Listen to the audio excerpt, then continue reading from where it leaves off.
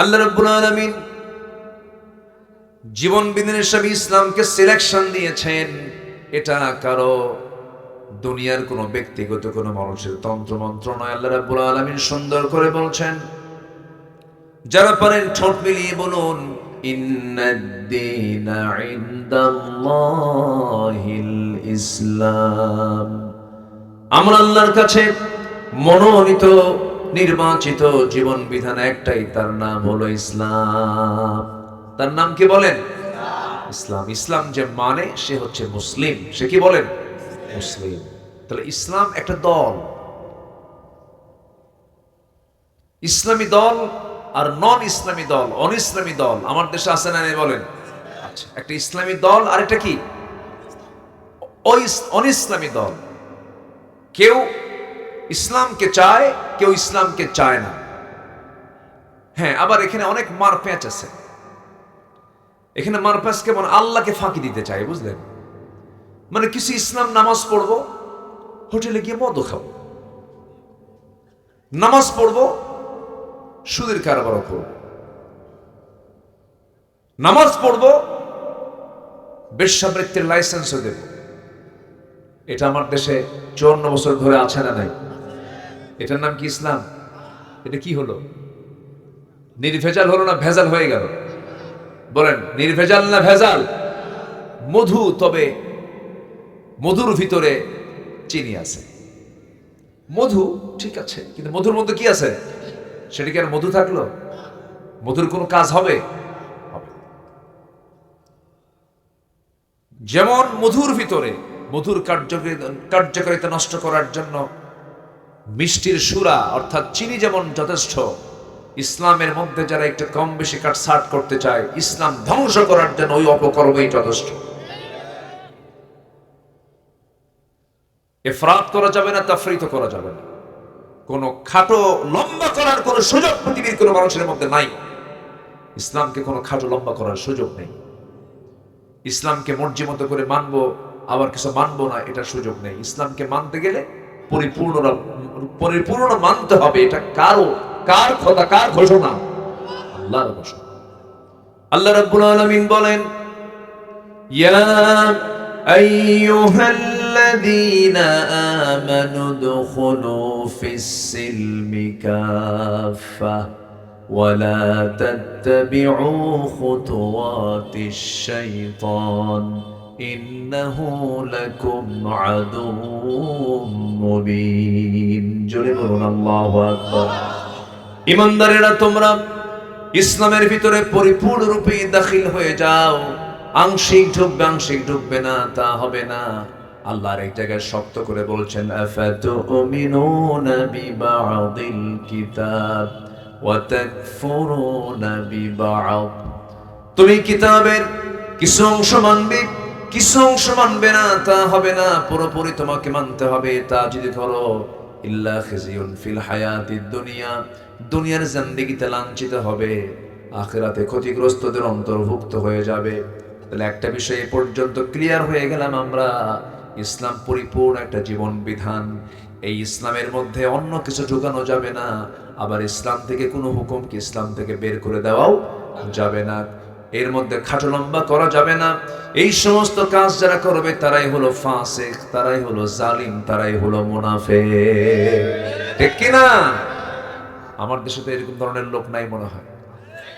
54 বছরে সব মুসলমানরাই ক্ষমতায় ছিল, সবাই মুসলমানই ম্যাক্সিমাম। এই 54 বছরের জাতিকে জাহান্নাম থেকে বাঁচানোর জন্য নামাজের একটা আইন তারা পাশ করতে পারে নাই। মাশাআল্লাহ, মদের আইন পাশ করছে, সুদের আইন পাশ করেছে, বেশ্যাবৃত্তির লাইসেন্স দিয়েছে, অশ্লীল সিনেমার সেন্সর অনুমোদন দিয়েছে, আকাম কুকামের লাইসেন্স দিয়েছে, নামাজের আইন পাশ করতে পারে না। দোষ আমাদের দেয়। সম্মানিত ভাইয়েরা, আবার নির্বাচন যখন আসে তখন বলে, আমাদেরকে নির্বাচিত করলে মদিনার সনদে দেশ চালাবো, আমরা মদিনার ইসলাম মানি। ওরে বাপ রে বাপ, রাগ করতেছেন নাকি আপনারা?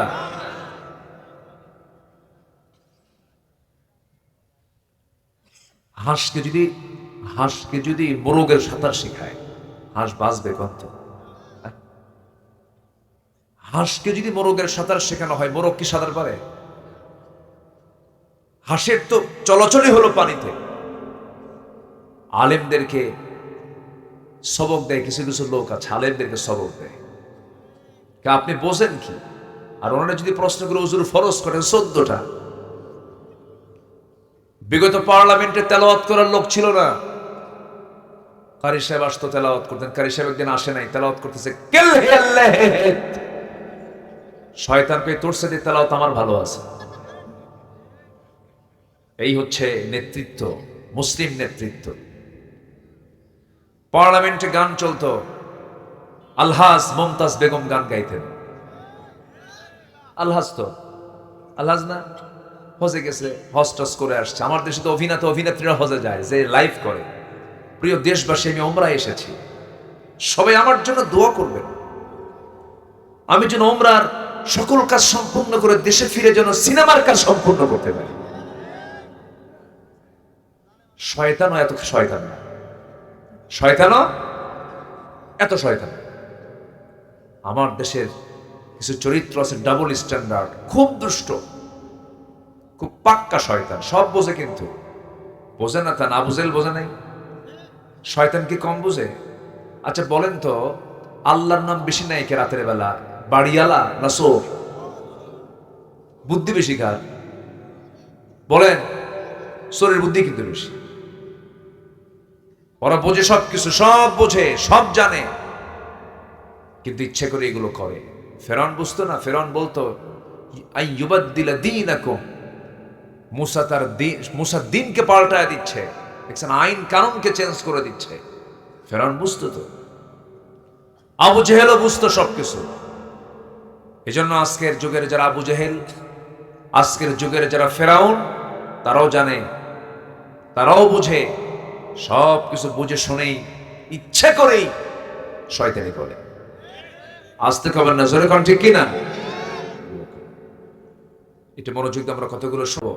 হক, যার যে হক তা তাকে দিতেই হবে, নচেত আল্লাহ ধরে ফেলবেন। আল্লাহ তাকে কি ধরে ফেলবে? আল্লাহর হক আছে না নাই?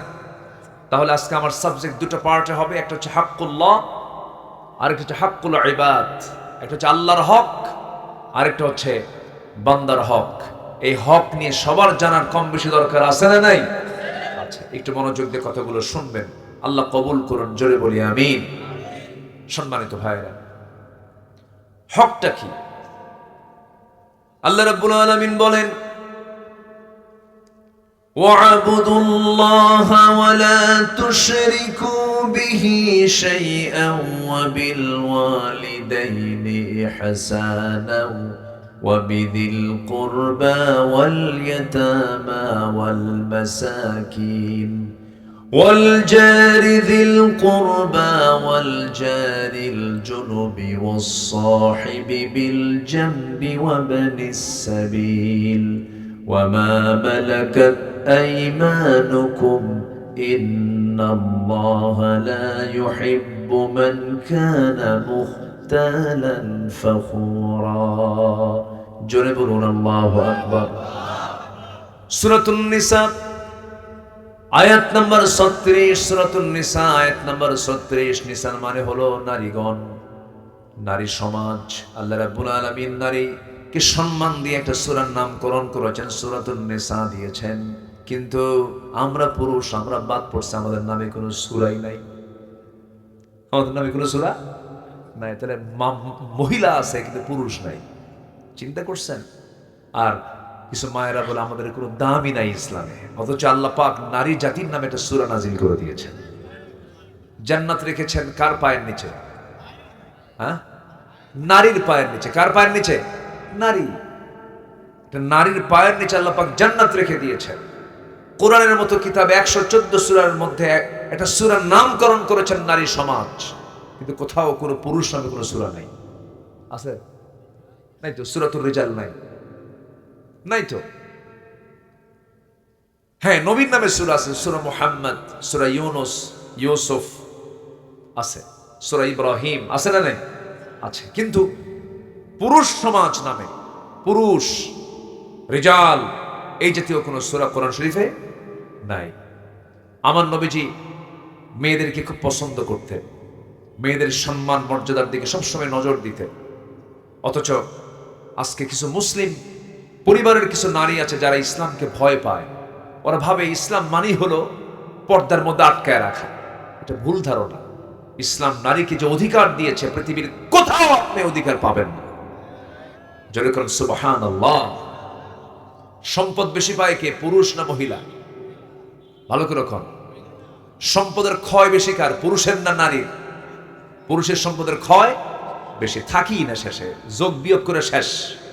আর মেয়েদের শুধু জমতে থাকে। ওই যে বিয়ার পর থেকে মোহরনাথ থেকে শুরু হলো, ক্ষয় নাই, থেকেই যায়। স্ত্রী স্বামীকে দেখবে না স্বামী স্ত্রীকে দেখবে? হ্যাঁ, দেখার দায়িত্ব কার? আস্তে আস্তে কন কেন ভাই, কি আপনি ভয় পান নাকি? দেখার দায়িত্ব কার? না চাচ্ছেন যে না বউরা দেখুক, আমরা বসে বসে খাই? দায়িত্ব কার? স্বামী। স্বামীকে আল্লাহ পাকে দায়িত্ব দিয়েছেন, ফরজ দায়িত্ব। কি দায়িত্ব বলেন? ফরজ দায়িত্ব, সুন্নত না, নফল না, ফরজ দায়িত্ব। এটা দেখতে হবে। সন্তানের ভরণ পোষণ দেখাও ফরজ। এটাও মার জন্য না, এটা কার জন্য? বাবার জন্য। কার জন্য বলেন? বাবার জন্য। তাহলে বাবার বোঝা কি কম না বেশি বলেন তো? বেশি। বাবার কাঁধে বোঝাটা বেশি করে কে দিয়েছেন বলেন তো? আল্লাহ দিয়েছেন। তাহলে একটা নারী, তার শুধু আয় আছে কিন্তু ব্যয় নাই, আয় আছে কিন্তু ক্ষয় নাই। দিন শেষে, জীবন শেষে দেখা যায় একটা নারীর সম্পত্তির পরিমাণটা পুরুষের চাইতে বেশি হয়ে যায়।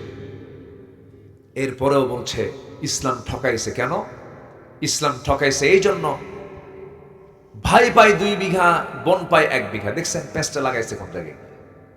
ভাই পায় 2 বিঘা, বোন পায় 1 বিঘা, তাহলে অর্ধেক পেয়ে গেল। লিযযাকারি মিসলু হাযযিল উনসাইন, এটা ঠকাইল।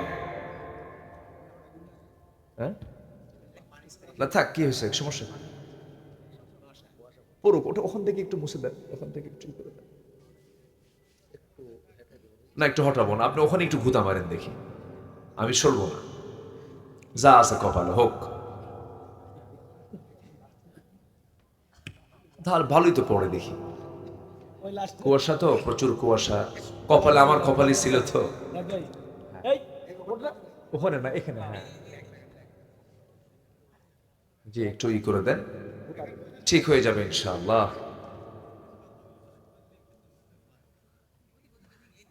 দেখেন আমার মাথায় যেন পড়ে না আবার। হ্যাঁ, একটু গড়ে দিলেই চলে যাবে ইনশাআল্লাহ। জি, আমার দিকে তাকান। হ্যাঁ, সবাই কিন্তু আপনার লাঠির দিকে চেয়ে আছে কিন্তু, আর লাঠি সরাইলে আমি অস্ত্র করব। যে আমার দিকে তাকান। তাহলে নারীকে ইসলাম ঠকালো না জিতালো বলেন? জিতায় দিল। সব দিয়েছে। একটা নারীকে যে সম্মান দিয়েছে, অকল্পনীয়, অকল্পনীয়।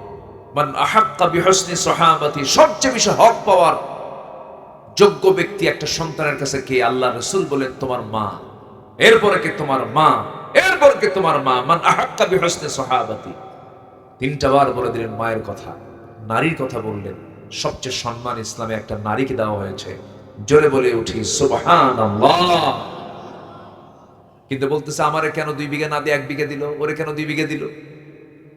কিন্তু আমার বন্ধুগণ, এই যে হক, ভাইটাকে 2 বিঘা দেওয়া হলো, বোনটাকে 1 বিঘা দেওয়া হলো, কেন দেওয়া হলো, কি জন্য দেওয়া হলো? ধরুন মেয়েটার বিয়ে হয়ে গেল, বোনটার বিয়ে হয়ে গেল। বোনের বিয়ে হওয়ার পরে সেই বোনের যদি সংসার স্বামীর ঘরে না হয়, ফিরে আসবে কার বাড়ি? বাবার বাড়ি। কার বাড়ি বলেন? বাবার বাড়ি। কিন্তু বাবা পৃথিবীতে বেঁচে নাই, আসবে কার বাড়িতে? ভাইয়ের বাড়িতে। কিন্তু ভাই বলবে তখন তুইও 2 বিঘা, আমিও 2 বিঘা, যা। ঠিক আছে না?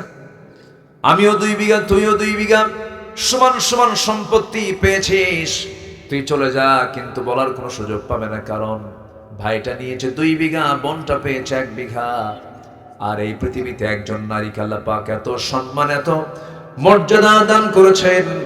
প্রত্যেকটা জায়গায় মেয়েরা যখন কোথাও যাবে, সেই সময় একা সে বের হতে পারবে না। তার গার্ডিয়ান হবে তার বাবা, গার্ডিয়ান হবে তার ভাই, মানে অর্থাৎ তার সঙ্গে একজন পুরুষ সর্বক্ষণ থাকবে। বাইরে গেলে পরে একা যাওয়ার কোনো আল্লাহ পাক সুযোগ তাকে দেন না, এমনকি হজের সফরেও মাহরাম না থাকা পর্যন্ত তার হজ কবুল হবে না, ওমরা কবুল হবে না। আল্লাহ পাক মেয়েদেরকে রানীর মতো থাকতে বলেছেন, রানীর মতো সম্মান দিয়েছেন, যেখানেই যাবে তাদের চাকর হবে পুরুষ মানুষ। কিন্তু মেয়েরা বলল না, পুরুষ যদি চাকর হয় আমরা হব চাকরানী, আমরা হব কি চাকরানী। সমান সমান অধিকার।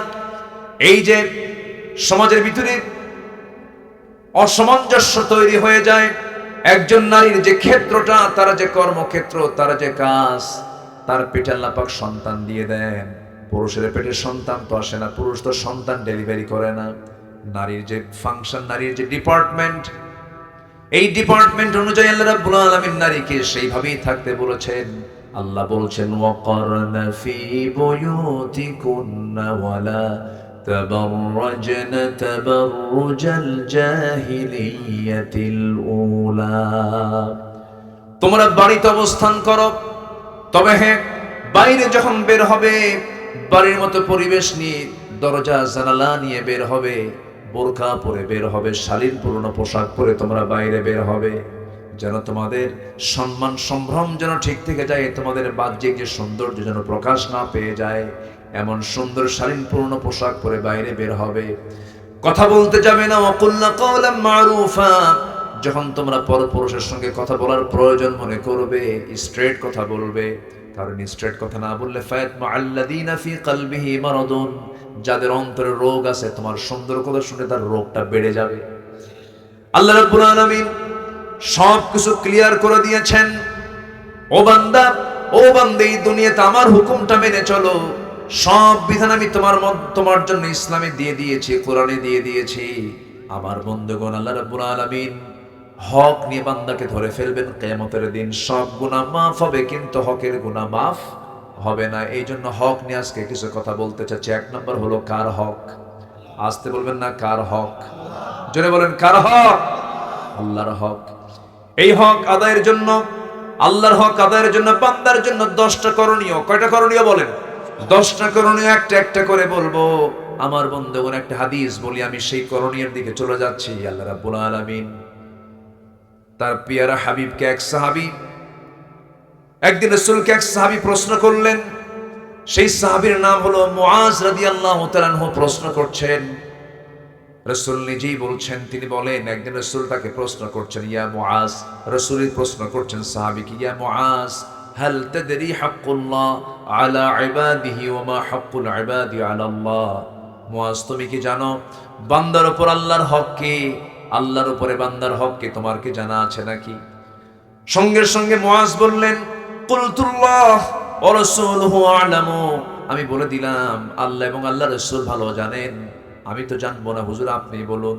রাসূল বলছেন, ফাইন্না হাক্কুল্লাহি আলা ইবাদি আন ইয়াবুদুহু ওয়া লা ইউশরিকু বিহি শাইআন ওয়া হাক্কুল ইবাদি আলা আল্লাহ আল্লা ইউআযযিবু মান লা ইউশরিক বিহি শাইআন। আল্লাহর উপরে বান্দার উপর আল্লাহর হক হলো বান্দা তার ইবাদত করবে, শিরিক কখনো করবে না। আর ইবাদত, আর আল্লাহর উপরে বান্দার হক হলো তার ইবাদতে কাউকে শরীক না করলে আল্লাহ তাকে কোনো শাস্তি না দিয়ে জান্নাত দিয়ে দিবেন। জোরে কোন সুবহানাল্লাহ। আল্লাহ ইউআযিব, আল্লাহ পাক তাকে আযাব দিবেন না, শাস্তি দিবেন না যদি সে শিরিক না করে। জোরে কোন সুবহানাল্লাহ। এই হাদিসে একটা শর্ট আল্লাহর হক, মানে বান্দার হক আল্লাহর উপরে শর্ট একটা ধারণা আমরা পেয়ে গেলাম। এখন আসুন আমরা কোরআন সুন্নাহর আলোকে আল্লাহর হক আদায় করার জন্য বান্দার 10টা করণীয়, আমাদের 10টা করণীয় কাজ আছে। নাম্বার 1 হচ্ছে সমস্ত প্রকার শিরকের সাথে সম্পর্ক ছেদ করতে হবে। কোন শিরকের কোন ছোঁয়া আমার জীবনে রাখা যাবে না। এখন শিরিকটা কি? আমার আলোচনায় কি বিরক্ত হচ্ছেন নাকি আপনারা? আমি অপ্রাসঙ্গিক, অপ্রয়োজনীয় আমি কোনো কথা বলতে পারি না ভাই। ওই যে তারানের বান্দরে কলা খেয়ে সিন্দুরে, এই জাতীয় কথা আমার মুখ থেকে বের হয় না। ভুলের সম্ভাবনা কম না বেশি? বেশি। এই জন্য কথা যতটুকু বলবো এটা যেন কাজের কথা হয়। কিসের কথা হয়? কাজের কথা হয়। কিন্তু চৌমোহনী, ত্রিমোহনী, বিভিন্ন রাস্তার মোড়ে মোড়ে কিছু চায়ের দোকান থেকে, সেখানে খুব অহির কথা হয়, তাই না?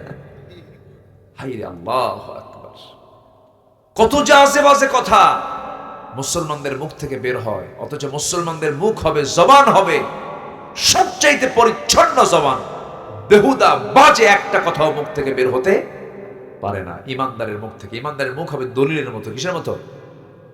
জমির দলিলের মতো, যেন কোনো ভুল না থাকে। কিন্তু বান্দা বেফাস কথাবার্তা বলে, বিশেষ করে মোটর ডিপার্টমেন্ট, মোটর শ্রমিকের যারা পাবলিক বাসে বিভিন্ন জায়গায় যারা একটু চলাফেরা করেন, হাইরে তাদের ভাষা, মানে দিনটাই শুরু করে হলো মায়ের 14 গোষ্ঠী উদ্ধার করিয়া। আছে কিনা বলেন? আছে কিনা? এগুলো আছে না?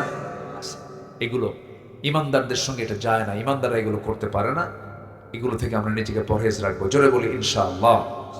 শিরক করা যাবে না। সব গুনাহ মাফ হবে, শিরকের গুনাহ মাফ হবে না। আল্লাহ রাব্বুল আলামিন বলেন, ইন্নাল্লাহা লা ইয়াগফিরু আন ইউশরাকা বিহি ওয়া ইয়াগফিরু মা দুনা যালিকা লিমান ইয়াশা ওয়া মান ইউশরিক বিল্লাহি ফাকাদ দাল্লা দালালান বাঈদা। সূরাতুন নিসা আয়াত নাম্বার 116, 116 নম্বর আয়াত। আল্লাহ রাব্বুল আলামিন বলেন, আল্লাহ রাব্বুল আলামিন বান্দার সকল গুনাহ ইচ্ছা করলে সব গুনাহ মাফ করে দিতে পারেন, কিন্তু আল্লাহ কখনো শিরকের গুনাহ বান্দার মাফ করবেন না। কার কথা? আসতে বলবেন না, কার কথা?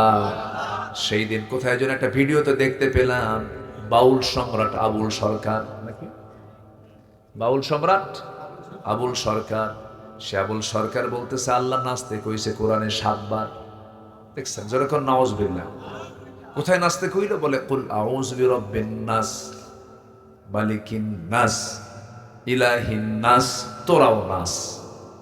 যেরকম নাউজুবিল্লাহ। আল্লাহর বিরুদ্ধে কথা বলে, নবীর বিরুদ্ধে কথা বলে, যখন যা তা তাই মুখ থেকে বের করে ফেলছে, কার সঙ্গে কোন কি লাগায়া দিচ্ছে। অথচ এই সমস্ত নোংরামিগুলো করছে, অথচ আজ পর্যন্ত কোন নাস্তিকদের শাস্তি বাংলার জমিনে এই পর্যন্ত হয় নাই। হয়েছে কি? হয়েছে? হয় নাই। মন্ত্রীকে গালি দিলে জেল জরিমানা হয়, রাসূলকে গালি দিলে বুদ্ধিজীবীর কাতারে তার নাম লেখা হয়। এই হচ্ছে আমার দেশের চিত্র। আমরা আগামীর বাংলাদেশকে দেখতে চাই এমন বাংলাদেশ, যে বাংলাদেশের পার্লামেন্টে সবার আগে আল্লাহ, রাসূল, ইসলাম, কোরআন কিনে যারা কটূক্তি করবে তাদেরকে ফাঁসির মঞ্চে ঝুলিয়ে মারা হবে। এমন আইন পাস করতে হবে সামনের সংসদে। রাজি আছেন কারা কারা? হাত উঁচু করে দেখান মুসলমান।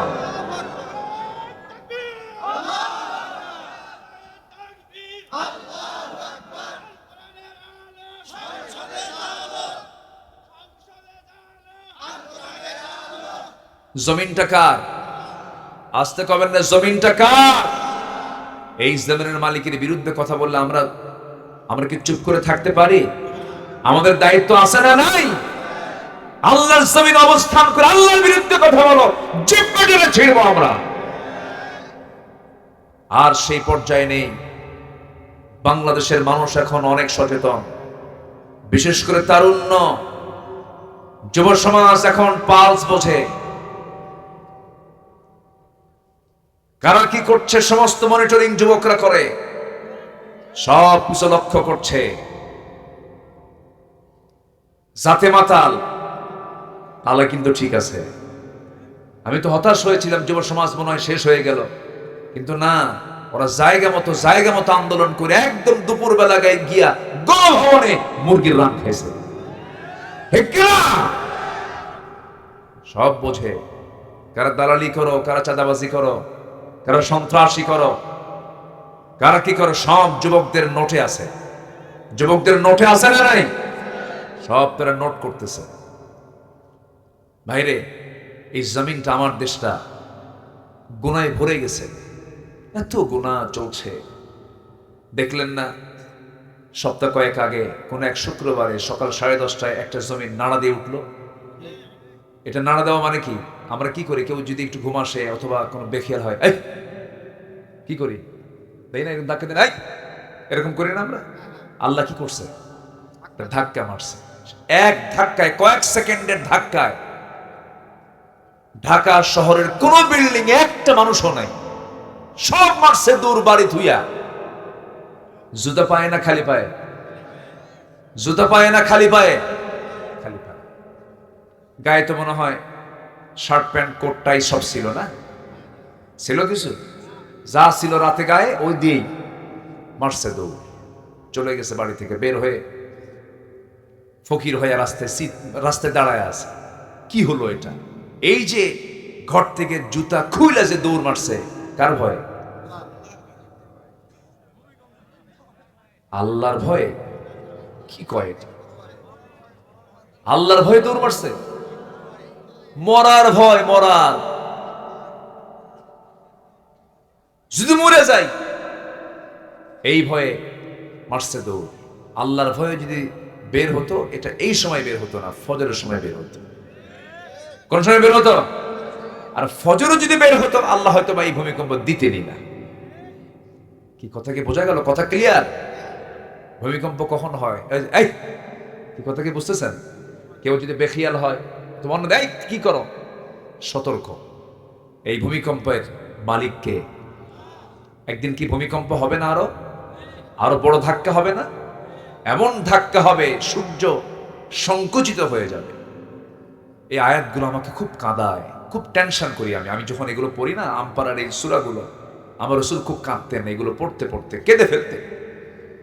ওই আয়াতগুলো কত ভয়ঙ্কর। ইদাশ শামসু কুওয়ারাত ওয়া ইদান নুজুমু কাদারাত ইদাস সামাউ ফাতারাত ওয়া ইদাল কাওয়াকিবু তাসারাত ইদা যুলজিলাতিল আরদু জিলজালাহা ওয়া আখরাজাতিল আরদু আথকালাহা ওয়া ক্বালাল ইনসানু মা লাহা। জমিন প্রকম্পিত হবে, জমিন কম্পমান হবে, নড়ে যাবে, জমিন তার ভিতরের সবকিছু উদ্গীরণ করে দেবে। এই যে প্রশান্তের নাম আমরা শুনেছি, প্রশান্ত মহাসাগরের নিচে আল্লাহ পাক আগুন রেখে দিয়েছেন চুলার মতো করে। যদি আগুন না রাখতেন, প্রশান্তের পানিগুলো সব আইস হয়ে যেত, সব বরফ হয়ে যেত, নৌযান চলতো না, জাহাজগুলো চলতো না। কিন্তু কিয়ামত যখন শুরু হয়ে যাবে, সমস্ত ভিতরের সমস্ত আগুনের লাফাগুলো সব উদ্গীরণ হয়ে যাবে, সব ব্লাস্ট হয়ে যাবে, সব বের হয়ে যাবে। সেই সময় মানুষ এই কঠিন দৃশ্যগুলো দেখে বলবে ওয়াকালাল ইনসানু মা লাহা। এত কিছু করলাম, সব তো মাটির সঙ্গে মিশে গেল, সব তো ধ্বংস হয়ে গেল, কিছুই থাকবে না। শুধু থাকবেন যিনি, তিনি আমার চিল্লায় বলুন কে? কুল্লু মান আলাইহা ফান ওয়া ইয়াবকা ওয়াজহু রাব্বিকা যুল জালালি ওয়াল ইকরাম। জোরে বলুন ফাবিআইয়ি আলা'i রাব্বিকুমা তুকাযযিবান। ঠিক থাকবেন কে বলেন? আমরা যে জমিনে থাকি, এই জমিন কিন্তু শান্ত নয়, চরম চঞ্চল, চরম অস্থির এই জমিন। এই জমিনের নিচে এক অবিরাম রহস্যময় টেকটনিক গতির খেলা চলছে। এই টেকটনিক প্লেটগুলো একে অপরের সঙ্গে যখন সংঘর্ষ করে অথবা সরে গিয়ে জমে থাকার শক্তি হঠাৎ সৃষ্টি হয়ে যায়, হঠাৎ একটা শক্তিশালী শকওয়েভ সৃষ্টি হয়, পুরা জমিনকে কাঁপিয়ে তোলে। আল্লাহ রাব্বুল আলামিন এই কম্পমানটা যদি কয়েক সেকেন্ড না করে, যদি সেই দিন, যদি শুক্রবারে পৃথিবী ধ্বংস হবে শুক্রবারে, সেই দিন যদি মাঝে মাঝে চিন্তা করে এই বিষয়গুলো 11 সেকেন্ড না হয়ে যদি সেটাকে আরো 50 সেকেন্ড বাড়ায় যদি 1 মিনিট হতো, আগামী 100 বছরেও ঢাকা এই চিত্রে ফিরে আসতে পারতো না। ক্ষমতা কার? আসতে বলবেন না, ক্ষমতা কার? এই জমিন যেন না কাঁপে, এই জমিন যেন না নড়াচড়া করে আল্লাহ রাব্বুল আলামিন সেই জন্য পৃথিবীর বিভিন্ন জায়গায়, জমিনের বিভিন্ন জায়গায় আল্লাহ রাব্বুল আলামিন মাঝে মাঝে তিনি পাহাড় সৃষ্টি করে দিয়েছেন। রাজশাহীর মানুষ বুঝবে না, পাবনার মানুষ বুঝবে না, সিরাজগঞ্জ বুঝবে না, রংপুর দিনাজপুর বুঝবে না, কারণ এলাকায় পাহাড় নাই, সমতল বেশি। কিন্তু আপনি যখন পাহাড়ি এলাকায় চলে যাবেন, সিলেট যাবেন, আপনি যখন চলে যাবেন চিটাগাং এর দিকে যাবেন, ঘন ঘন পাহাড় কে দিয়েছেন বলেন? আল্লাহ দিয়েছেন। কেন দিয়েছেন? ওয়ালকা ফিল আরদি রাওয়াসিয়া আন তামিদা বিকুম ওয়া আনহারাম ওয়া সুবুলান লাআল্লাকুম তাহতাদুন। জোরে বলুন আল্লাহু আকবার। সূরাতুন নাহল আয়াত নাম্বার 15 আল্লাহ রাব্বুল আলামিন বলেন তিনি জমিনে স্থাপন করেছেন সুদৃঢ় পর্বতমালা, যাতে তোমাদের নিয়ে জমিন যেন হেলে না যায়, নড়াচড়া না করে। ঘরের চালের টিন যেমন আটকানোর জন্য পেরেক দিয়ে আটকাতে হয়, আল্লাহ রাব্বুল আলামিন এই জমিনটাকে নড়াচড়া বন্ধ করার জন্য ঘন ঘন পাহাড় দিয়েছেন। সেই পাহাড়গুলো দেখতাম রাজা বাহ্যিক থেকে দেখি যে পাহাড়টা বাইরে থেকে যতটুকু দেখি এটা হলো 10%, তার ফাউন্ডেশন হলো 90%, 90%। যেরকম সুবহানাল্লাহ। পাহাড়টা যা দেখি এটা হলো 10 ভাগ, আর বাকি 90 ভাগই হচ্ছে এর নিচের ফাউন্ডেশন। কেউ তো সুবহানাল্লাহ বললেন না। আপনার বাড়ি 10 তলা, নিচে ফাউন্ডেশন দিয়েছেন কি 90 ভাগ বেশি? বিল্ডিংটাই বেশি করেছেন আর ফাউন্ডেশন দিয়েছে এই তো একটা গুতা বানলেই সব শেষ হয়ে যাবে, একদম বাঁকা সিট হয়ে পড়ে থাকবে। কিন্তু আল্লাহর ফাউন্ডেশন দেখেন, পাহাড়গুলোকে নিচে রেখেছেন 90 ভাগ আর উপরে রেখেছেন মাত্র 10 ভাগ। আল্লাহর ফাউন্ডেশন কত মজবুত, পৃথিবীকে যেন নড়াচড়া না করে পৃথিবীকে শান্ত রাখার জন্য। সুবহানাল্লাহ বলা যাবে না ভাই? কে করে দিয়েছেন? কে করে দিয়েছেন? এই জন্য আমরা সবাইকে ভুলে গেলেও কাকে ভুলবো না? বলেন কাকে ভুলবো না? আল্লাহকে বলা যাবে না। চোখটা দিয়েছেন কে? কি সুন্দর চোখ বানায় দিয়েছেন। ক্যামেরার চোখ আছে না? এই ক্যামেরার চোখ নাই, না থাকলে আমারে দেখতেছে। দেখেন না হুজুর কোন ভুলটা করে, দেখতেছে এভাবে। এরাও খালি ক্যামেরা খালি দেখতেছে, হুজুর ভুল যেটাই করবে ওটাই ফরওয়ার্ডে দিয়ে দেবো, হুজুরের কাণ্ড দেখো। ঠিক হলো এটা? ঠিক ঠিক না তো, যেটা ভুল হবে এটা তো আচ্ছা সারাক্ষণ দেখছে। ক্যামেরার যেমন চোখ আছে আমাদেরও চোখ আছে। আমাদের চোখটা আমাদের যে অ্যাঙ্গেল, আমাদের যে লেভেল, এটার ধারে পাশেও নাই ক্যামেরা তোমাদের, কি ঠিক কিনা? একটু বলি, দেখেন কি কষ্ট পাচ্ছেন নাকি আপনারা? আমাদের চোখের ভিতরে আল্লাহ রাব্বুল আলামিন কেমিক্যাল দিয়েছেন। আল্লাহ জামার রব, মনোযোগ দিয়ে কথাগুলো শুনবেন। দিলের কান, দিলের চোখ দিয়ে, দিলের কান দিয়ে মনোযোগ দিয়ে শুনবেন, দেখবেন। একটু কান দিয়ে শোনেন, মনোযোগ দিয়ে একটু শোনেন। আমার বন্ধুগণ, আমরা এই চোখটাকে কিন্তু 1 মিনিটে একবার দুবার না 15 থেকে 20 বার পলকটা ফেলি। 15 থেকে 20 বার পলক ফেলি। এই পলক শুধু পড়েই না, প্রতিটা বার পড়ার সময় চোখ থেকে পানি নির্গত হয়, পানি বের হয়। সেই পানিটা সারাদিন 24 ঘন্টায় সে পানির পরিমাণ হলো 1 মিলিলিটার। সুবহানাল্লাহ বলা যাবে না? 1 মিলিলিটার চোখের পানি বের হয়। ওয়াইফারের মতো চোখের পলক কাজ করে, ধুলাবালি ঢোকা মাত্রই সেটাকে আউট করে দেয়। আবার চোখের পানি আল্লাহ রাব্বুল আলামিন লবণ করে দিয়েছেন। কেন? লবণ আছে যেখানে জীবাণু নাই, সেখানে জীবাণুনাশক হলো লবণ। সমুদ্রের পানিকে মিঠা করেছেন না লবণ করেছেন? লবণ করেছেন। নদীর পানি মিঠা করেছেন কেন?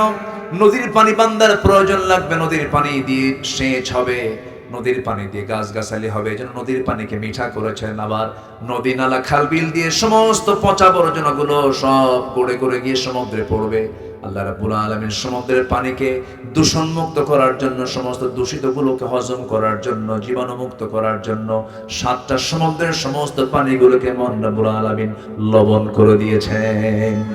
আবার ওই লবণ পানি যখন তুলতে হয়, পানি চক্র আকারে যখন লবণ পানিগুলো তুলতে হয়, সেই পানিগুলো লবণ না তুলে মিঠা তোলেন। লাউ নাশাউ জাআলনাহু উজাজান ফালাউলা তাশকুরুন। ওই বঙ্গোপসাগরের পানি রাজশাহীতে আসে না? বৃষ্টিতে আসে না? আসে না? বঙ্গোপসাগরের লবণ পানি আসে না? মিঠা পানি আসে। মিঠা পানি পুঠিয়ার ওই অমক কৃষকের সলিমুদ্দিন 4 শতক ধুলাই মলিন জমিনটাকে আল্লাহ পাক সজীব করে দেন, ভেজায় দেন, সিক্ত করে দেন। মিঠা পানির লবণ পানি, মিঠা পানি ফিল্টারিং করলেন কে? আসতে বলবেন না কে? আমি খাই মিঠা পানি, আবার চোখের মধ্যে দিলেন কি পানি? লবণ পানি। এটাকে লবণ করে দিলেন কে? আমরা দেখলে ভাবি না। আল্লাহ রাব্বুল আলামিন এই চোখের পানি যদি লবণ না করে মিঠা করতেন, সবার চোখ কানা হয়ে যেত। 800 কোটি মানুষ যদি কানা হতো, দুনিয়া চলতো দুনিয়া? চোখের সহজে অসুখ হয় না, চোখের সহজে রোগ হয় না। চোখের সমস্যা হয় সাধারণত 50 বছরের পরে গিয়ে, 40 বছরের পরে গিয়ে চোখের সমস্যা হতে পারে। কিন্তু চোখটাকে আল্লাহ রাব্বুল আলামিন ফ্রেশ রেখে দিয়েছেন। এই চোখের মধ্যে আল্লাহ রাব্বুল আলামিন লাইসোজাইম নামের এক প্রাকৃতিক অ্যান্টিবায়োটিক দিয়েছেন, যা চোখকে ব্যাকটেরিয়ার আক্রমণ থেকে রক্ষা করে। মানুষ যখন কান্দে চোখ থেকে পানি বের হয়, আল্লাহর ভয়ে যখন দিল কাঁপে তখন চোখ থেকে পানি বের হয়। এই অশ্রু আবার চোখের বাইরের অংশে পুষ্টি অক্সিজেন সরবরাহ করে, কারণ কর্নিয়াতে রক্তনালী থাকে না, তাই চোখের জল চোখকে রক্ষা করে শুকিয়ে যাওয়া, ক্ষয়, ব্যাকটেরিয়াল আক্রমণ থেকে। সুবহানাল্লাহ বলা যাবে না? যেরকম সুবহানাল্লাহ। আমাদের দুই চোখে আছে 27 কোটি 40 লাখ ফটোরিসেপ্টর। 27 কোটি 40 লাখ ফটোরিসেপ্টর নামক শ্রমিক আমাদের চোখে নিয়মিত কাজ করে যাচ্ছে 24 ঘন্টা। যেরকম সুবহানাল্লাহ। প্রত্যেক ব্যক্তির দুই চোখে এই কাজটা করে যাচ্ছে। আমার বন্ধুগণ, এই ক্যামেরা কয়টা রং ধারণ করবে? আর আমার আপনার চোখে মহান রব্বুল আলামিন 1 কোটি রং চেনার ক্ষমতা দিয়েছেন। 1 কোটি, সুবহানাল্লাহ। কে দিয়েছেন? এই চোখের দৃষ্টি সীমা পাই 200 ডিগ্রি পর্যন্ত বিস্তৃত। 200 ডিগ্রি। কত ডিগ্রি? তোমারটা কয় ডিগ্রি? নাই তো। আমার বন্ধুগণ, আল্লাহ রাব্বুল আলামিন মানুষের চোখের মধ্যে প্রায় 576 মেগাপিক্সেল দিয়েছেন। 576 মেগাপিক্সেল আছে ক্যামেরা। সম্ভব? সম্ভব না। সুবহানাল্লাহ বলা যাবে না ভাই? কে দিয়েছেন? এখন আল্লাহ বান্দাকে প্রশ্ন করছেন, আলাম নাজআল লাহু আইনাইনি ওয়া লিসানান ওয়া শাফাতাইনি ওয়া হাদাইনাহু নাজদাইন। জোরে বলুন আল্লাহু আকবার। বান্দা টানা টানা চক্ষু দিলাম, সুন্দর দুটো ঠোঁট দিলাম, সুন্দর একটা জিহ্বা দিলাম, জিহ্বার ভিতরে জিহ্বার চতুর্দিকে ভিজা করে দিলাম। মুখের মধ্যে লালা দিয়েছেন কে?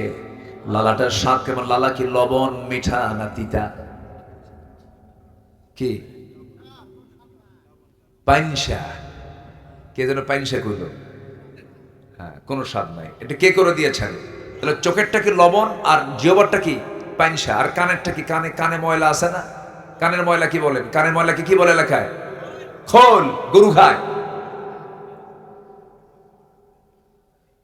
এই ময়লা সেই ময়লা নয়, এই ময়লা কাজের ময়লা। এই ময়লাকে আল্লাহ রাব্বুল আলামিন তিতা করে দিয়েছেন। যদি মিষ্টি করে দিতেন, তিতা এটা কিন্তু স্বাদ কিন্তু তিতা। খান নাই তো বুঝবেন কি? আমিও খাই নাই, কিন্তু আমি জানি যে এটা তিতা। এই তিতা কেন করেছেন? তাহলে চোখেরটা লবণ, মুখেরটা হলো পাঞ্চা, স্বাদ ছাড়া। কানেরটা হলো তিক্ত করে দিয়েছেন কেন? আপনি রাতের বেলা ঘুমিয়ে পড়বেন, ঘুমানোর সঙ্গে সঙ্গে আপনার তো কোনো সেন্স নাই। যদি আপনার কানের ময়লাটা, যদি এয়ারক্সটা যদি সুইট হতো, মিষ্টি হতো, সমস্ত পিঁপড়া জমা হতো কোথায় গিয়ে বলেন? কানে। কান সাফ করবেন না ঘুম পারবেন? হঠাৎ করে কোনো কানা পিঁপড়া, কি পিঁপড়া, কোনো কানা পিঁপড়া যদি কানের মধ্যে ঢুকেই যায়, ঢোকার পরে যখন দেখবে তিতা থাকবে না, তাড়াহুড়ো করে বের হয়ে চলে আসবে। আল্লাহ রাব্বুল আলামিন আপনার কান শুধু বানায় দেন নাই, কানটাকে সিকিউরিটি করে এটাকে এখানে আল্লাহ রাব্বুল আলামিন সেই পদার্থ রেখে দিয়েছেন। যেরকম সুবহানাল্লাহ। কার অবদান? কার অবদান? আল্লাহর অবদান। আল্লাহ কান দিলেন, সিকিউরিট করলেন, চোখ দিলেন, নিরাপত্তা দিলেন, জিহ্বা দিলেন, স্বাদ দিয়ে দিলেন। এই স্বাদ, কত স্বাদ দিয়েছেন আল্লাহ পাক। একটা জিহ্বার ভিতরে মেশিন হলো, একটা মেশিন সেট করেছেন। জিহ্বার ভিতরে 1000 প্রকার খাবার জিহ্বায় আসে, 1000 প্রকার স্বাদের সমস্ত তথ্য জিহ্বা জানায় দেয় ব্রেনকে। যেরকম সুবহানাল্লাহ। আমার বন্ধুগণ, বিমান সুন্দর না পাখি সুন্দর? আজ থেকে মানে বিমান সুন্দর না পাখি সুন্দর? বিমান থেকে পাখি না পাখি থেকে বিমান? বলেন বলেন বলেন। আচ্ছা বলেন তো, যদি ঢাকা থেকে বিমান এসে যদি বলে পুঠিয়ায় নামবো, উপায় আছে? যদি বলে নাটোর নামবো, উপায় আছে? যদি বলে সিরাজগঞ্জ নামবো, উপায় আছে? যদি বলে টাঙ্গাইল নামবো, উপায় আছে? যদি বলে চাঁপাইনবাবগঞ্জ নামবো, উপায় আছে? নামতে হবে পবা। নামতে হবে কোথায়? ওটা পবার মধ্যে না? নভাটা তো পবার মধ্যেই তো, পবা উপজেলার মধ্যেই তো। পবায় নামতে হবে, এয়ারপোর্টে নামতে হবে। একটা বড় এয়ারপোর্ট লাগবে, এছাড়া মানুষের বিমান নামবে না। আর আল্লাহর বিমান নামতে, এই যে পাখিগুলো, কোনো কিছু লাগে? কিছু কোনো পোর্ট লাগে, রাডার লাগে, অনুমতি লাগে? আসবো নাকি, দেখেন তো বাজে নাকি, এরকম কিছু হয় না। আপনার ঘরের ভিতরে ভেন্টিলেটরের মধ্যে বাবুই পাখি বাসার পেশেন্ট, কোন একটা পাখি বাসা চট করে এসে নেমে পড়লো, ল্যান্ডিং করলো, ফ্লাইং করলো, কোনো কিচ্ছু লাগে না, কোথাও কোনো গ্যাঞ্জামও লাগে না, কোনো ধাক্কাও লাগে না, কোনো অ্যাক্সিডেন্টও হয় না। যেরকম সুবহানাল্লাহ। কোনটা উন্নত, বিমান না পাখি? ওয়া আরসালা আলাইহিম তায়রান আবাবিল তারমিহিম বিহিজারাতিন মিন সিজ্জিল, আমি সিজ্জিল নামক বোমা ওই বিমানের মধ্যে দিয়েছি, ওখান থেকে নিক্ষেপ করেছে, আর সেই বিমানটার নাম হলো আবাবিল। বিমানটার নাম কি? সম্মানিত ভাইরা, একটা পাখি আছে, পেরেগ্রিন ফ্যালকন নামে একটা পাখি আছে, যে পাখিটা ঘন্টায় ওড়ে হলো 400 কিলোমিটার। এত আস্তে সুবহানাল্লাহ বললেন। তার ঢাকা এখান থেকে কত কিলোমিটার? 300 ধরে, হ্যাঁ 220, হ্যাঁ 220-30 হবে। আচ্ছা, এখান থেকে রাজশাহী থেকে দূরে হবে, এখান থেকে ধরেন 220-30 কিলোমিটার দূরে ঢাকা।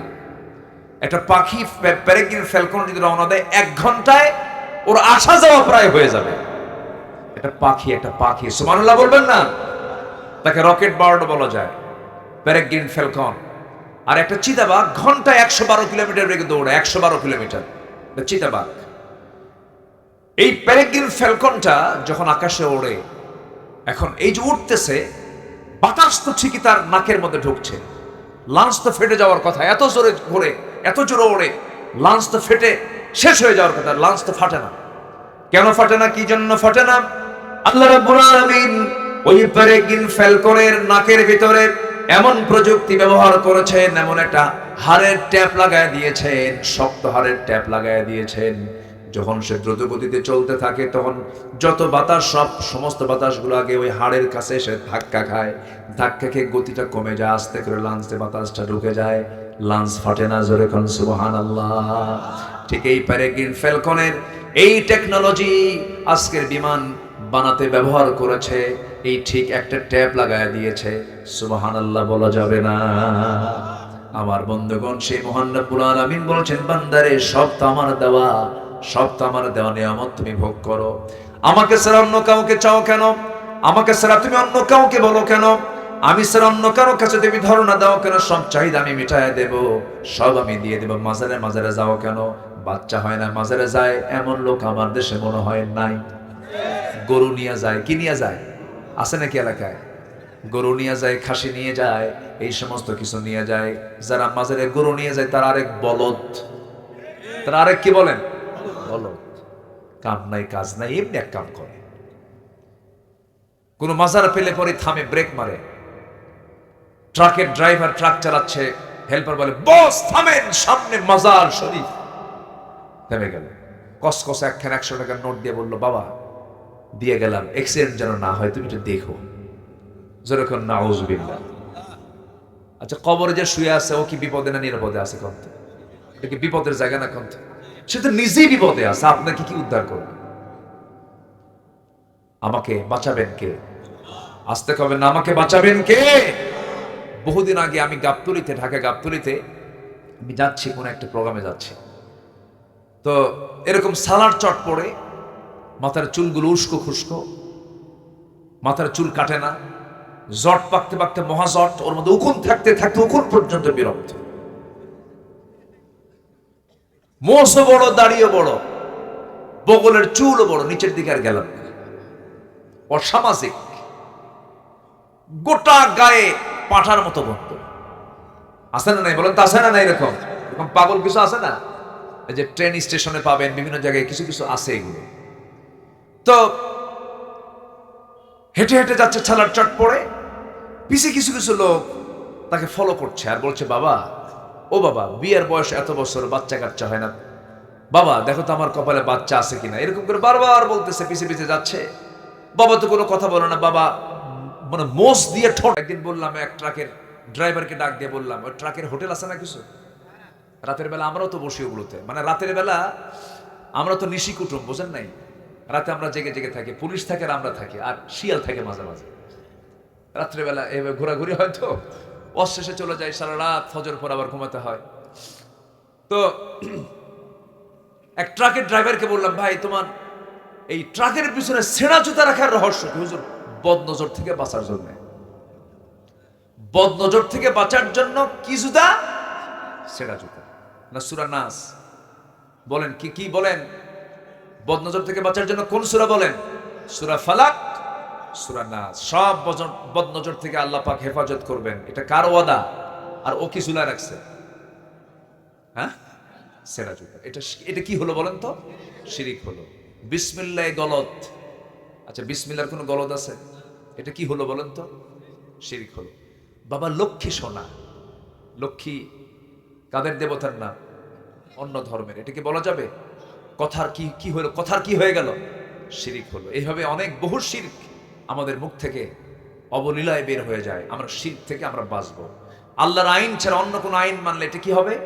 শিরিক হবে। আল্লাহ পাক আমাদেরকে আল্লাহর আইন মেনে, সে আল্লাহর আইন যারা প্রতিষ্ঠা করতে চায় সেই দলের শামিল হওয়ার তৌফিক দান করুন। ইসলামে অবশ্যই সমর্থন আছে না নাই বলেন তো? সমর্থন আছে না নাই বলেন তো? আছে। সম্মানিত ভাইয়েরা, আপনি একটা চোরকে চেয়ারে বসায় দিলেন, চেয়ারম্যানের চেয়ারে চোরকে বসালেন। চোর চেয়ারম্যানের চেয়ারে বসে জন্মের চুরি করলো, মানে গম চোর, তেল চোর, রাস্তার টাকা চোর, সব চুরি করে শেষ করলো। আপনি যে সমর্থন দিলেন, আপনার আমল নামায় তো সওয়াব হবে না? হ্যাঁ, বরঞ্চ সওয়াবের অংশ না পাপের অংশ? আর ভালো কাজ করে সওয়াবের অংশ পাবেন। তাহলে এটা কি দিনের কাজ না? বলেন, এটা কি দিনের কাজ কিনা বলেন? আপনি এটাকে দিনের কাজ মনে করেন না কেন? আপনি কেন রাজনীতিকে পৃথক করতে চাচ্ছেন? যারা ইসলাম থেকে রাজনীতিকে পৃথক করতে চায় তাদের দ্বারাই স্বৈরাচার প্রতিষ্ঠা হতে পারে। জুদা হো দিন সিয়াসত সে তু রহ জাতি হে চেঙ্গেজি। আল্লামা ইকবাল বলেছেন, যখন দিন থেকে ইসলামকে, কেবল দিন থেকে যখন রাষ্ট্রকে যখন সরিয়ে দেওয়া হয়, সেই জায়গায় চেঙ্গিস খানের স্বৈরাচারী শাসন সেখানে কায়েম হয়ে যায়। এটা মাথায় রাখতে হবে। আমরা শিরকের কাছে যাব না, জোরে বলি ইনশাআল্লাহ। নাম্বার 2 হলো আল্লাহর প্রতি ঈমান আনা এবং তার উপরে দৃঢ় থাকা। ঈমান আনা সহজ, কিন্তু ঈমান টিকে রাখা কঠিন। আল্লাহ রাব্বুল আলামিন এর জন্য বলছেন, আমি তাকেই জান্নাত দেব, শুধু ঈমান আনলে হবে না। আল্লাহ বলছেন, ইন্নাল্লাযীনা ক্বালু রাব্বুনাল্লাহু সুম্মা ইসতাকামু তাতানাসসালু আলাইহিমুল মালায়েকা আল্লা তাখাফু ওয়া লা তাহজানু ওয়া আবশিরু বিল জান্নাতিল্লাতী কুনতুম তুআদুন। জোরে বলুন আল্লাহু আকবার। হামিম সিজদা আয়াত নাম্বার 30। আল্লাহ রাব্বুল আলামিন বলেন, যারা ঈমান এনে, যারা বলল আমার রব আল্লাহ, এর উপরে টিকে থাকলো, আল্লাহ রাব্বুল আলামিন বলছেন ওই সমস্ত বান্দার জন্য আমি আল্লাহ জান্নাতের সংবাদ দিয়েছি। জোরে কোন সুবহানাল্লাহ। ঈমান আনা সহজ, টিকে থাকা। আসিয়া ঈমান এনেছেন, টিকে থেকেছেন, শহীদ হয়েছেন, কিন্তু স্বামীর সামনে, দুনিয়ার কারোর সামনে মাথা নত করেন নাই। আসিয়া কি শহীদ হন নাই? জীবন দেন নাই উনি? তার কি সম্মান কম ছিল নাকি? একজন দেশের প্রধানমন্ত্রী, একজন দেশের রাষ্ট্রপতির বউ, বলুন তো, একটা প্রশ্ন করব, বলুন তো, চেয়ারম্যান বড় না চেয়ারম্যানের বউ বড়?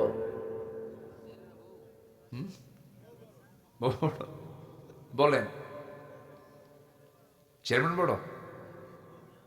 বউ কি ছোট? বউকে আপনি ছোট ভাবেন? যারা ভাবতেছেন যে চেয়ারম্যান বড়, বিয়ে করেন না,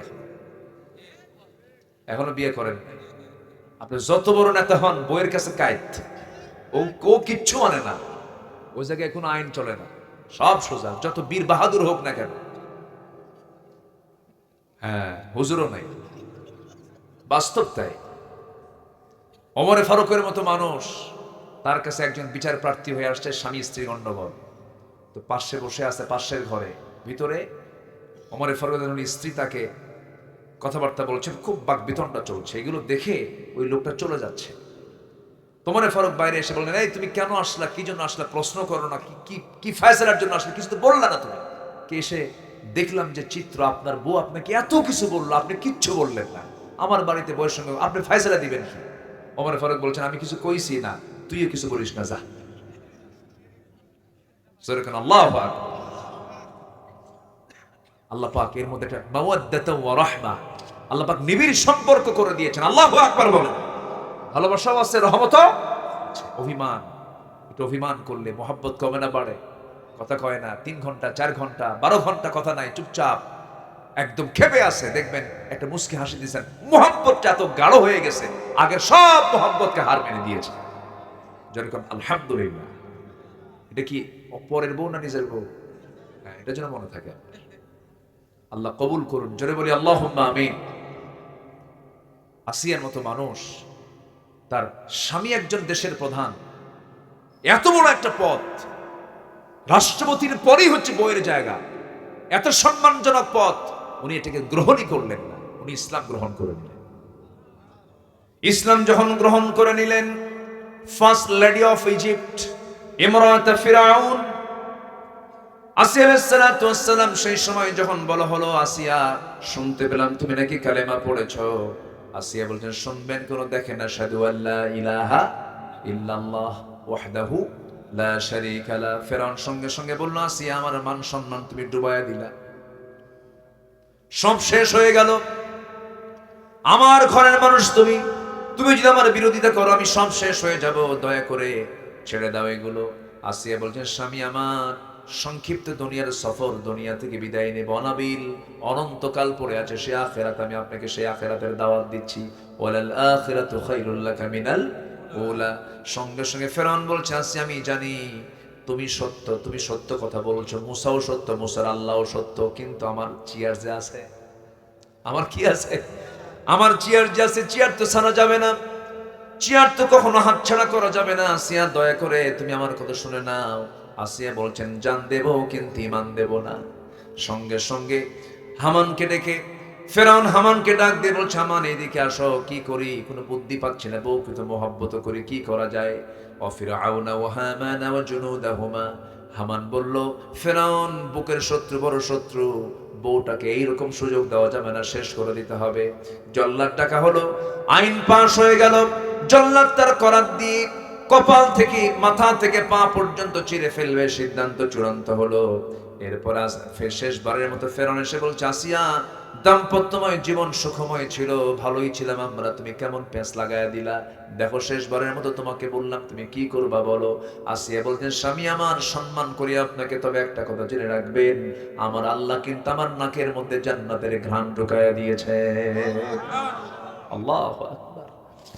ফেরাউন অর্ডার দিয়ে দিল জল্লাদকে, করাত দিয়ে যখন চেরা শুরু করলো, মাথা থেকে ফিনকি দিয়ে রক্ত পড়া শুরু হয়ে গেছে। সেই সময় ওই কঠিন মুহূর্তে আসিয়া আল্লাহর নামটা বলেন না, আসিয়া সেই সময় দোয়া করছেন, ওই কঠিন সময়ে তিনি দোয়া করতে বললেন না, সেই দোয়াটা আল্লাহ রাব্বুল আলামিন 4000 বছর আগের দোয়া আল্লাহ রাব্বুল আলামিন কোরআনে কোট করে বলছেন রব্বি বিনিলি ইনদাকা বাইতান ফিল জান্নাহ ওয়া নাজ্জিনি মিন ফিরআউনা ওয়া আমালিহি।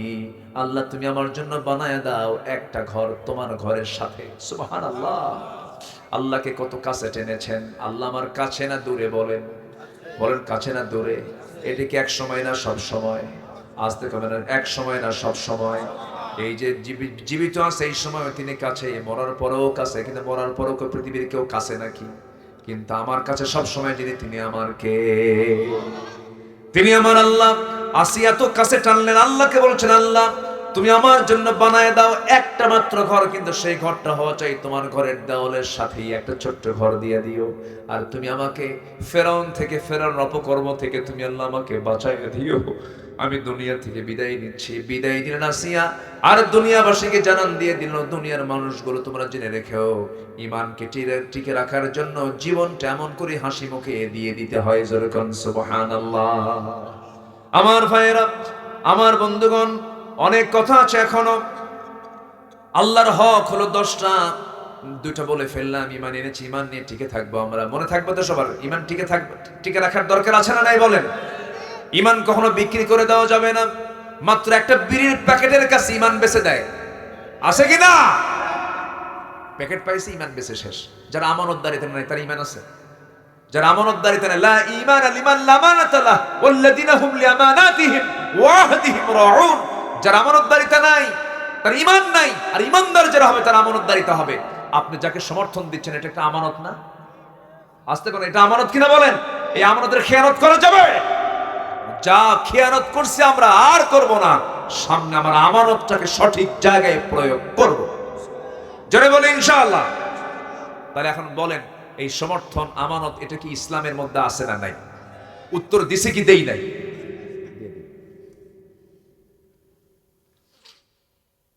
আমরা ইমান নিয়ে টিকে থাকবো। আপনার বাড়ি যাবেন না? আপনারা বাড়ি যাবেন না? একটা লোকও যায় নাই, জানেন? বুঝলাম না। আমি একটা এক্সট্রা মাহফিল আজকে পেলাম যে একটা লোক এ পর্যন্ত নড়ে নাই। বলি আলহামদুলিল্লাহ। ফজর পড়বেন তো সবাই? এখান থেকে ফজর পড়া যাবে না, কিন্তু জানাজা সহ হবে। এটা কি আর সম্ভব? আচ্ছা, সবাই কি ফজর পড়বেন? বাড়িতে পড়বেন তো না মসজিদে পড়বেন? মসজিদ। জোরে বলি ইনশাআল্লাহ। আচ্ছা বলুন তো, কোন ওয়াক্তে সবচেয়ে কম মুসল্লি আমার দেশের মসজিদে পাওয়া যায়?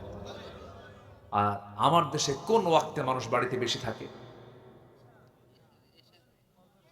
ফজরই তো। বলেন, সবচেয়ে বাড়িতে বেশি ঘুমায় থাকে কোন সময় বলেন?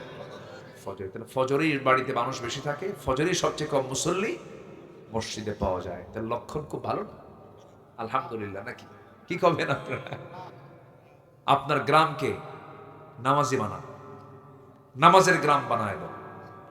যেদিন দেখবেন আপনার গ্রামটা জোহর আসর মাগরিব এশার চাইতে ফজরের মুসল্লি দিয়ে মসজিদ ভরে গেছে, আল্লাহর কসম করে বলে গেলাম আমি আব্দুল্লাহ আমিন, আপনার গ্রামে কোনো মাদক, নেশা, চোর, এরপরে সুদখোর পরিবেশ আপনার গ্রাম থেকে আর একটাও থাকবে না, সব চলে যাবে। আল্লাহ পাক এই গ্রামকে নামাজের গ্রাম বানায় দেন। জোরে বলি আল্লাহুম্মা আমিন। তাহলে ঈমান এনেছি, আমরা ঈমানটাকে টিকে রাখবো। জোরে বলি ইনশাআল্লাহ। নাম্বার 3 হচ্ছে আল্লাহর হক হলো আল্লাহকে ভয় করা। কাকে ভয় করা? দুনিয়ার কোনো প্রশাসন না, আল্লাহর ভয়। আল্লাহর ভয়। হাক্কা তুকাতিহি ওয়া লা তামুতুন্না ইল্লা ওয়া আনতুম মুসলিম। নাম্বার 4 হলো আল্লাহর বিচার ফয়সালা মেনে নেওয়া। কার বিচার ফয়সালা মেনে নেওয়া? ইনিল হুকমু ইল্লা লিল্লাহ। হুকুম হবে একমাত্র কার? নাম্বার 5 হলো সালাত কায়েম।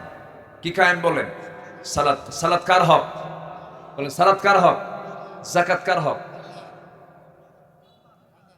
বান্দার হকে তো আসি নাই এখন, একটু পরে আসবো। যাকাত কার হক?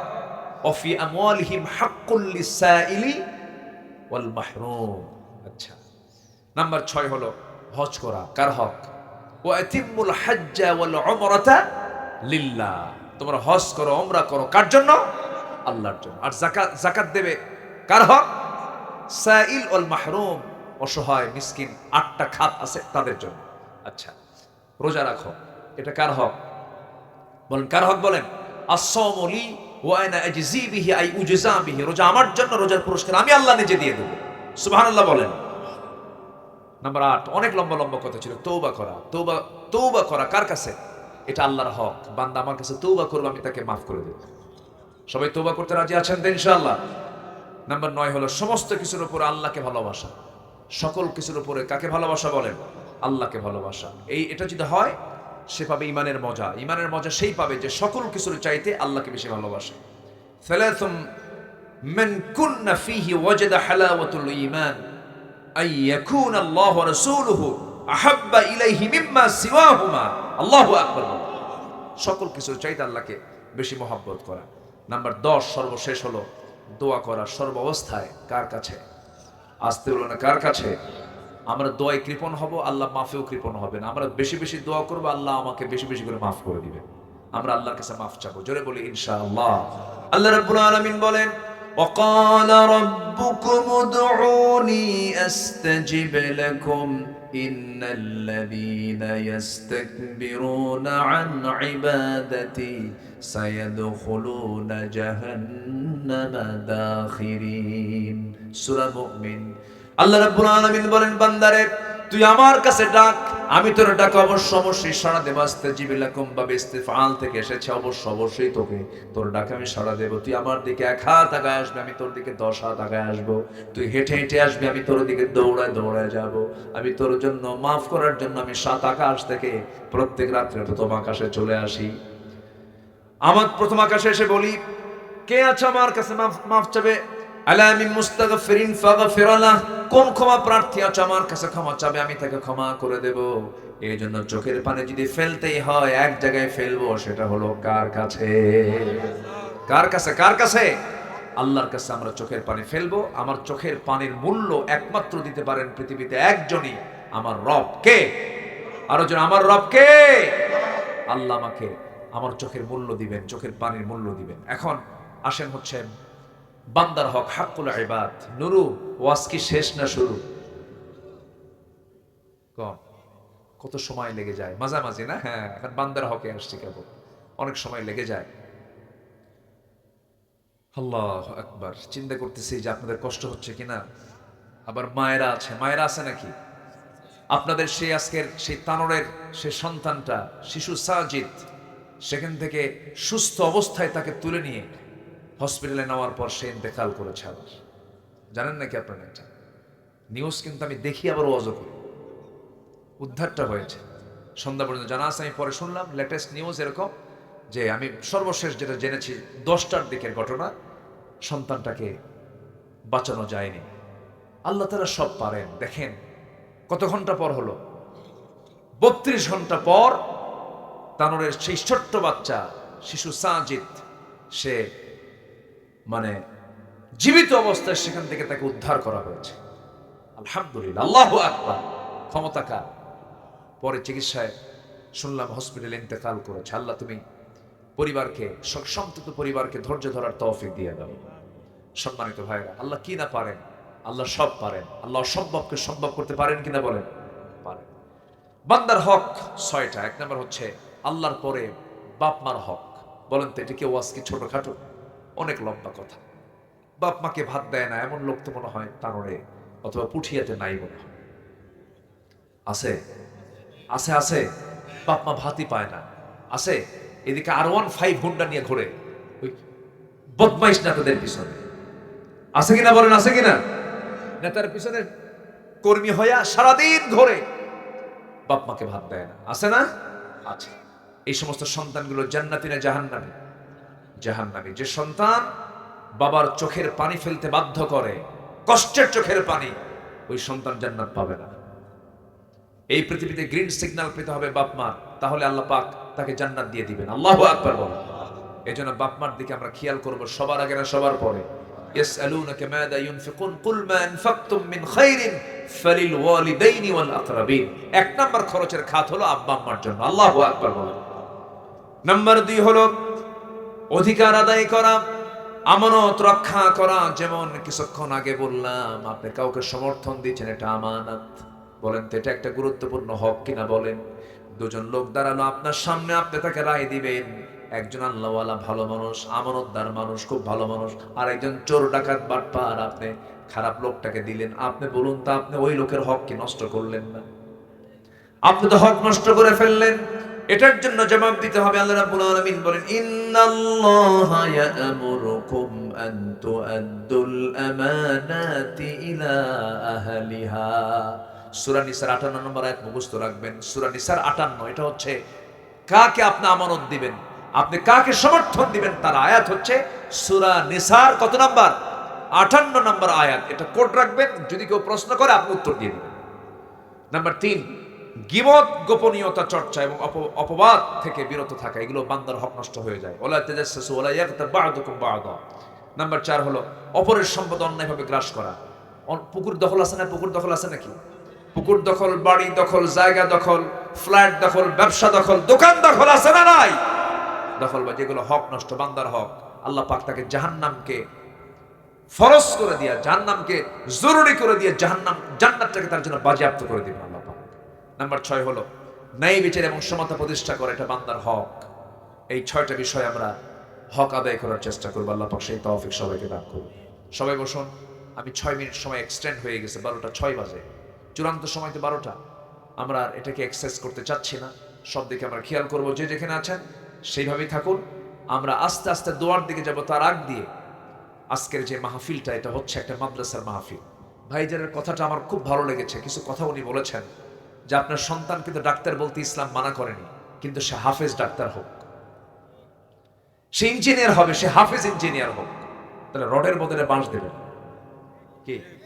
রডের বদলে বাঁশ দেবেন। আমাদের দেশে ইঞ্জিনিয়ার অভাব নাই, কিন্তু চোর। আমার দেশে ডাক্তার অভাব নাই, কিন্তু কসাই। বলেন তো, কোন কুকুরের সিজার লাগে? কোন ছাগলের সিজার লাগে? আমার দাদি নানি তাদের সিজার লাগছে, আর এখন হসপিটালে নিলেই কি লাগে? ঠিক আছে না? ঠিক আছে কি না?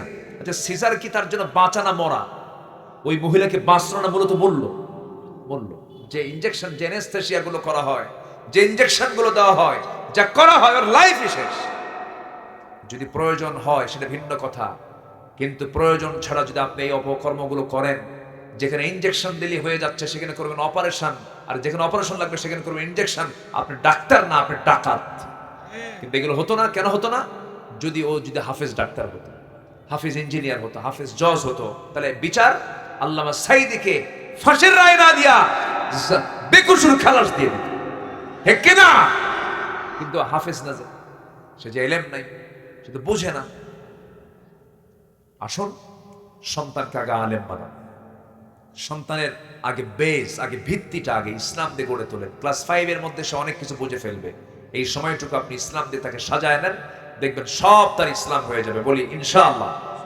সেই মাদ্রাসা এখানে আল দারুল কোরআন, না দারুল কোরআন, কোরআনের দরজা। এই দরজার জন্য আপনারা কে কি দিবেন একটু শেষ সময় এসে আমি একটু চাচ্ছি। কেউ কে আছেন এখানে 1 লক্ষ টাকা দেওয়ার মতো? কেউ আছেন? বেশি বলে ফেললাম। আমি এক মাহফিলে, সিরাজগঞ্জে এক মাহফিলে বললাম, কে আছেন 10,000 দিবেন? পাশে এক লোক বসেছিল, আমি জানি না যে উনি এত ধনী মানুষ। উনি একটা চেক বের করে বলে, হুজুর আমি আজকে বেশি দিলাম না, 1 কোটি টাকা দিলাম। তওবা করছে, আল্লাহ জীবনে আর কোনোদিন 1000 কব না, লাখ দিয়ে শুরু করব, তারপরে যা দেয় দিই। আমি চাইছি 10,000, উনি দিছে 1 কোটি। বলেন তো এটা হলো? আমি লজ্জা পেয়ে গেছি। সেদিন থেকে আমি আর 1000 বলি না। এখন তো যে কোনো জায়গার দাম এখন কি 1000-এ আছে, আর 100-এ আছে? একটা জায়গার দাম শুধু বলবেন আমি বিক্রি করব, বাস। কি দাম নেবেন পরে, বিক্রি করবেন কিনা, এই অবস্থা হয়ে গেছে। যেহেতু সামাজিক অবস্থা এরকম হয়ে গেছে, আমরা দানটাও আন্তরিকতার সঙ্গে দেওয়ার চেষ্টা করব। জোরে বলি ইনশাআল্লাহ। আল্লাহ কবুল করুন। জোরে বলি আল্লাহুম্মা আমিন।